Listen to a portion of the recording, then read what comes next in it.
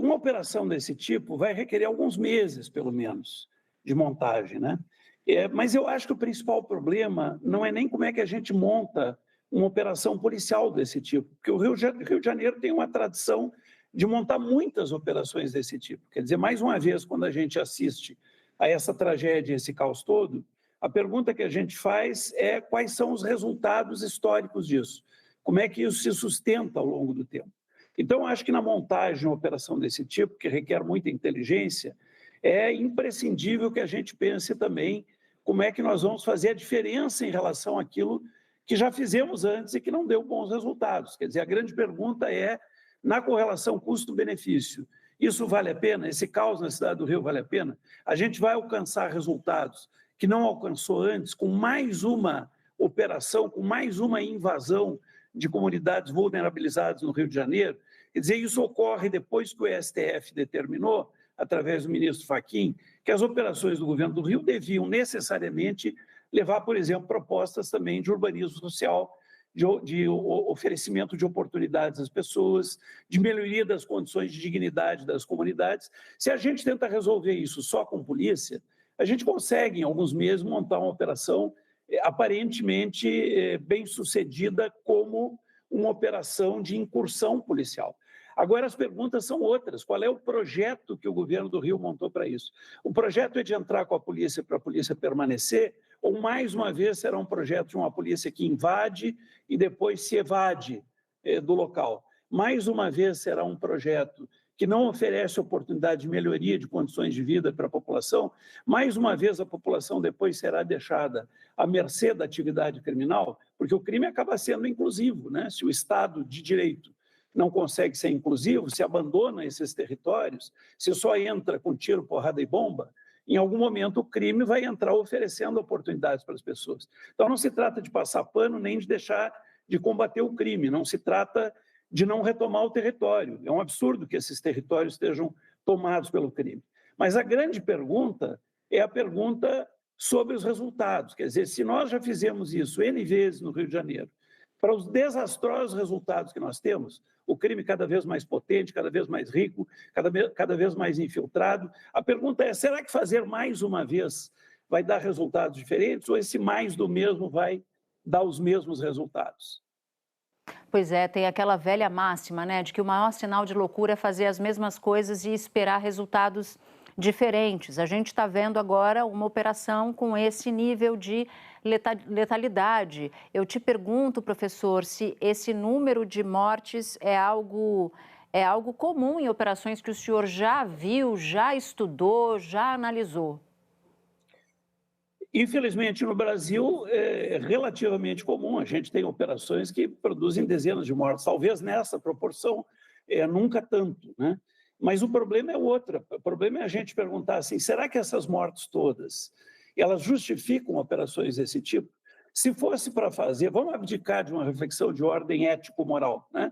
Se fosse para fazer e resolver, a gente até poderia admitir. Agora, o que tem resolvido ao longo de mais de 40 anos desse tipo de intervenção? O que se consegue alcançar quando o preço dessas operações é também a morte de inocentes? Essas mortes de inocentes são injustificáveis. Se gosta muito de dizer que o Brasil está em guerra, nós não estamos em guerra. Nós estamos produzindo números piores do que uma guerra. Mas se nós estivermos em guerra, nós temos que escolher, então, um inimigo comum, já que o Brasil não está sendo invadido por ninguém, né? Que inimigo comum é esse? É a população mais empobrecida? As pessoas que moram no entorno desses conflitos vão continuar a ser tratadas como meros danos colaterais? Elas são números, elas deixaram de ter famílias, amores, projetos de vida, quer dizer, vale tudo para combater essa ponta do crime, que é a ponta do narcotráfico, que sequer é a mais importante hoje no país. Repito aqui, a gente não pode deixar o crime dominando comunidades populares, porque ele é sempre tirânico, ele sempre maltrata muito essa população humilde e indefesa. Agora, será que a forma inteligente de combater o crime é essa? Será que, mais uma vez, uma operação espetaculosa no Rio de Janeiro, com todo respeito aos policiais que estão indo lá arriscar a vida por nós, mas que também são vítimas desse tipo de populismo, desse tipo, eu diria, imagético de ação, né? Onde vale muito aquilo que se vê e os votos que isso depois poderão produzir, né? Em função de uma insatisfação legítima da população com a falta de segurança pública. Quer dizer, vale mais uma vez repetir isso ou nós teríamos que começar a agir diferente no estado do Rio de Janeiro? Teríamos que começar a oferecer mais oportunidades e uma presencialidade maior da polícia. Quer dizer, se admite uma polícia que entra e não permanece, por que que no Brasil tem policiamento para classe média e classe alta e quando a gente fala de pobres tem operações policiais? A gente consegue perceber a diferença entre policiamento e operação policial? Quer dizer, mais uma vez, é uma incursão tópica que gera uma tragédia em termos de mortes. A gente vai começar a levantar aí agora quem é que morreu, né? Se é bandido, se é inocente, se são trabalhadores, se são adultos, se são crianças. Quer dizer, numa operação desse tipo, você não tem definitivamente fatores absolutos de controle. Você tem que estar disponível a encarar números de guerra, baixas de guerra. E aí vem de novo a pergunta, mas nós estamos então em guerra? Que guerra é essa que a gente sempre perde? Professor, o Gabeira tem uma pergunta para o senhor. Boa noite, professor. Eu tenho uma pergunta para o senhor que eu estou me fazendo hoje também. Nós sabemos que nessa guerra simétrica entre o Estado e traficantes, eles usam muito os inocentes como escudo e, às vezes, ações muito sangrentas, violentas, acabam fortalecendo essas pessoas. Mas hoje eu me pergunto, com essa operação que praticamente desarticulou o trânsito no Rio, fez inúmeras pessoas perderem tempo, perderem consultas, se afastarem do seu rumo, esse grande prejuízo social, de tempo social, o senhor acha que acaba sendo capitalizado por quem? Por quem? Pela polícia ou pelos traficantes? É uma pergunta muito interessante, Gabeira, porque normalmente, através da história, isso acaba sendo capitalizado pelos narcotraficantes. Quer dizer, se nós temos uma perda da confiabilidade das operações do Estado no combate ao crime, isso vai afastar a população de um apoio que efetivamente o Estado precisa nessas políticas que deveriam ser mais consequentes no combate à criminalidade.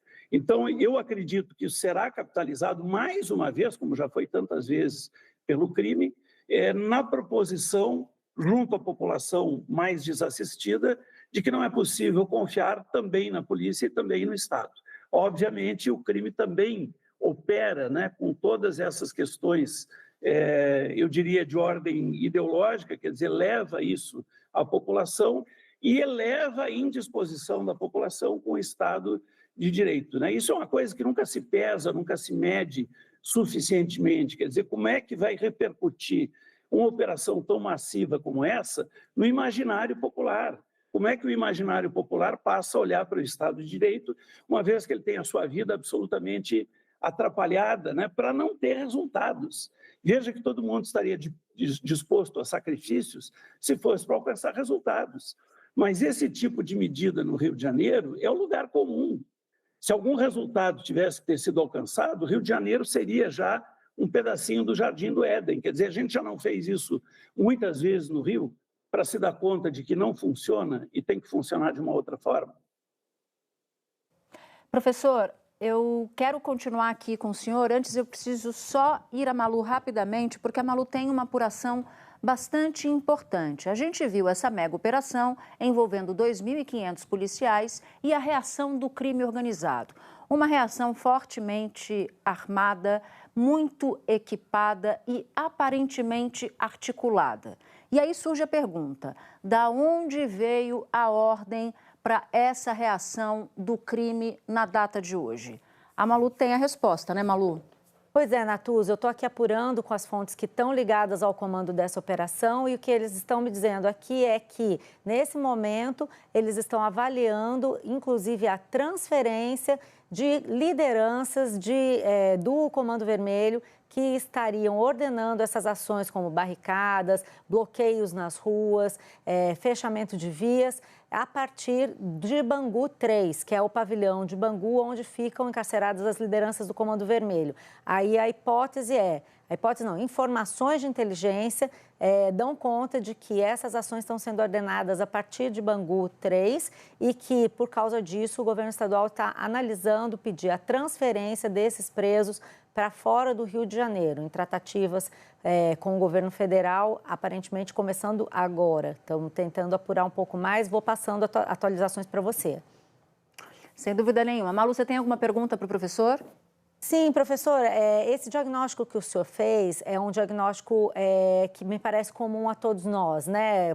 Qual a utilidade de matar 60 pessoas para tirar o Comando Vermelho de dentro do território do Rio? Mas, ao mesmo tempo, a gente está aqui trabalhando com essa apuração e a gente também ouve, mas se não fizer nada, também não resolve. O que eu queria saber do senhor é o seguinte, qual seria uma opção factível e mais eficiente? A gente ouve falar, por exemplo, em operação de inteligência, né, que seria uma coisa recomendada. O governo federal está dizendo, temos um projeto antifacção que estabelece aumento de pena, possibilidade de infiltração, ações um pouco mais elaboradas. Mas também a gente vê que numa hora de crise não existe uma articulação entre governo federal e estadual para esse tipo de operação mais elaborado. O que a gente vê é um empurrando a culpa para o outro. Na sua opinião, o que, diante de todas essas limitações que a gente tem mostrado, seria mais eficiente do que a gente está vendo hoje? Olha, Malu, a gente, em primeiro lugar, tem que analisar o crime de uma maneira mais clara e objetiva, né? Eu acho que pesa sobre essa dinâmica criminal brasileira o velho enigma da esfinge, né? Decifra-me ou te devoro. A gente decifrou muito mal o crime no Brasil. Quando a gente olha para a atividade criminal brasileira, para as facções, a gente olha normalmente para o andar de baixo, a gente olha para o térreo. E tudo aquilo que é importante no crime não acontece no térreo, acontece no andar de cima, como vimos há pouco tempo na operação realizada aqui na Faria Lima, em São Paulo, né? Enquanto a gente não desarticular os fluxos, as rotas dos produtos, o dinheiro do crime, quer dizer, todo esse movimento que acontece na base, todo esse movimento que acontece no térreo, vai continuar ocorrendo. Os fuzis, por exemplo, não brotam nas favelas do Rio de Janeiro. Os fuzis são comprados com dinheiro pesado, com dinheiro forte, né?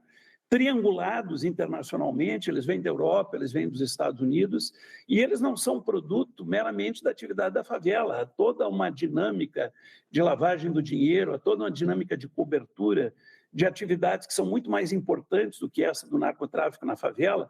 Hoje, por exemplo, o tráfico de cocaína representa no Brasil em torno de 15 milhões ao ano, conforme pesquisa do Fórum Brasileiro de Segurança Pública. Essa é a receita, 15 bi ao ano de cocaína.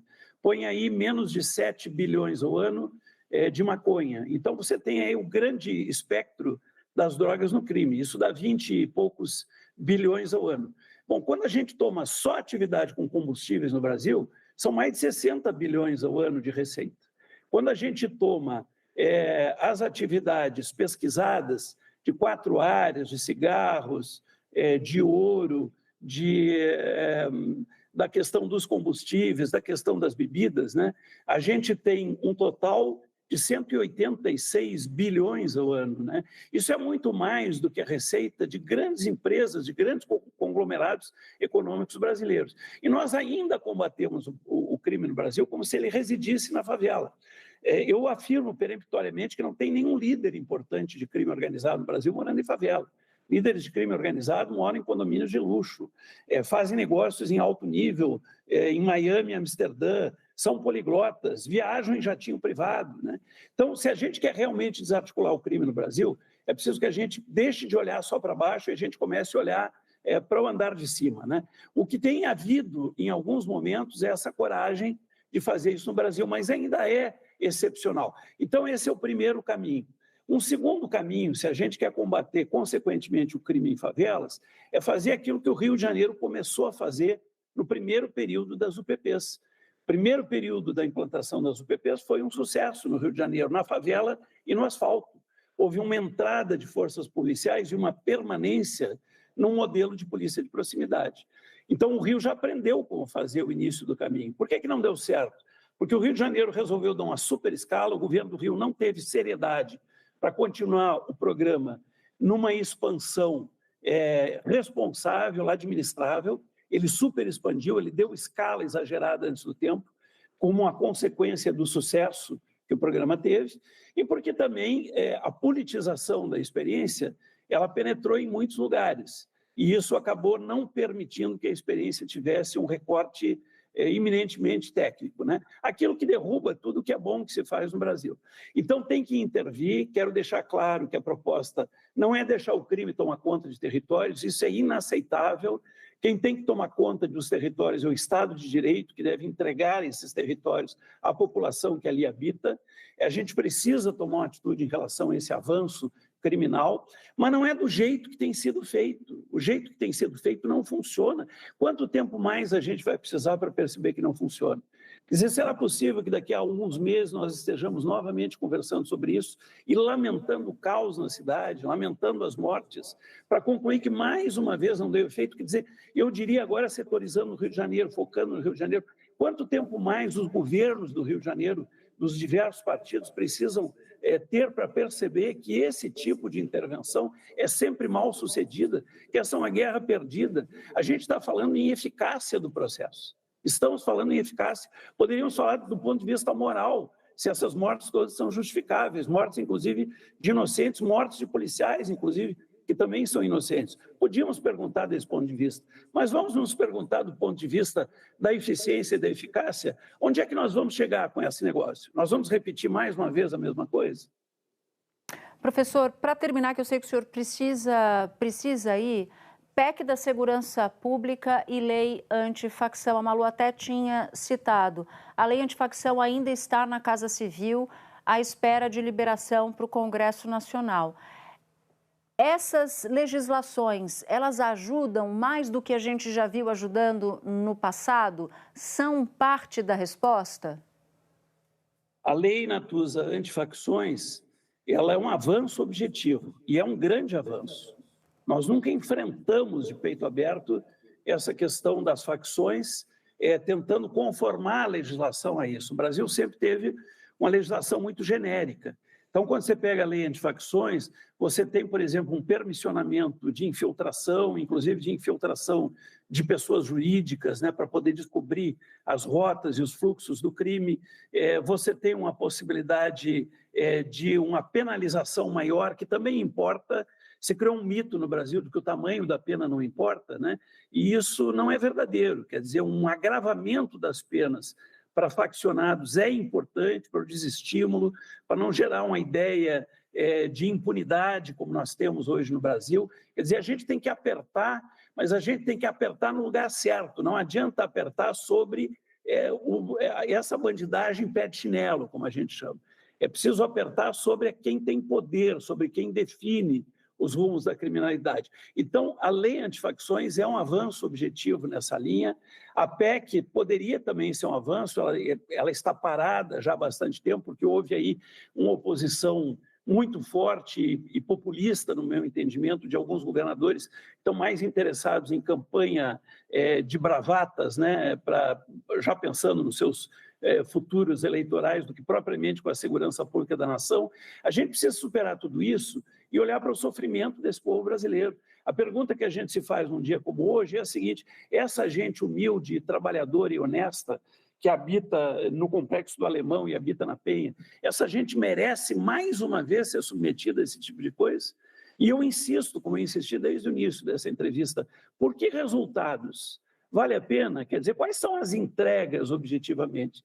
Se a gente fosse uma empresa, a gente já não teria fechado as portas por falência? Não é suficiente tudo que a gente tem vivido nos últimos anos, toda a tragédia e o agravamento da criminalidade no Brasil? Quer dizer, a grande pergunta é o seguinte: como é que o crime fica cada vez mais forte, cada vez mais rico, cada vez mais armado, cada vez mais infiltrado, e a gente não se dá conta que tem que fazer diferente, que não pode ser enfrentado dessa maneira que a gente enfrenta? Então, eu acho que tanto a lei antifacções quanto a PEC é importante que elas caminhem. Quem sabe esse episódio do dia de hoje tão trágico pode mexer com as pessoas e fazer com que a nação brasileira, de alguma maneira, acorde uma vez mais e não durma depois uma vez mais, se dando conta de que os caminhos têm que ser caminhos mais científicos, mais consequentes, mais racionais, de que não se faz segurança pública com emoções desordenadas, com fígado e com bilis, com bravatas. Segurança pública se faz com ciência, com conhecimento, com estratégia, com inteligência, e não apenas inteligência investigativa, mas inteligência estratégica do Estado. Quando a gente vê um fato desses e os erros, há uma tendência de culpabilizar só a polícia. A polícia cumpre ordens. Quem ordena, quer dizer, a classe política que ordena esse tipo de coisa, ela é que precisa ser responsabilizada definitivamente por essa tragédia nacional que é a segurança pública brasileira. Muito discurso, muita bravata, muita emoção e pouco resultado. Muito sensatas as suas palavras, professor. Agradeço demais a sua presença aqui no Jornal das 18. Obrigada.